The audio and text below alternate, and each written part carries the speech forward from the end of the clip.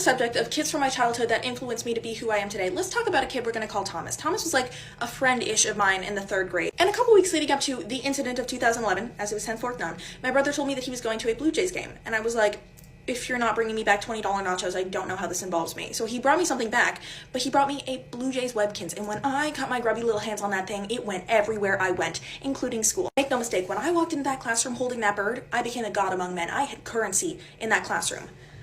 But when you're at the top, there are always those who are gonna wanna watch you fall. So knowing this, when I had recess next, I put my bird in my cubby, I covered it up because even at the ripe age of 8, I knew there was a Brutus among us.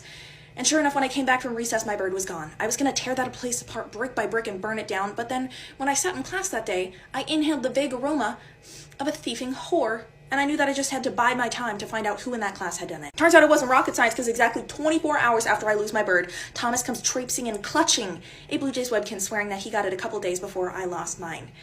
He named it Cheeky. He named my bird Cheeky. That name caused cancer, hepatitis B, and climate change, but I digress. So I sent in my minions, aka my brother and his friends, and they're like, oh my god, Thomas, I love that bird. Where did you get it from? And he's like, a Blue Jays game. Hold.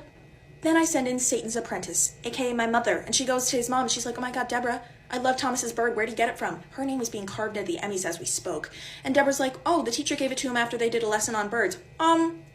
The stories, much like my teeth in the 8th grade, were not aligning, and that's all I needed. Let's just say that he had to write me a note of apology and apologize in person, candy to my corneas, music to my ears. That was the day that I became a distrusting demon. It was also the day that I found out that life is just a simulation until you piss me off, and then it becomes my reality, bitch. But not one person he spoke to that week was not a spy. Everyone he talked to was a lie.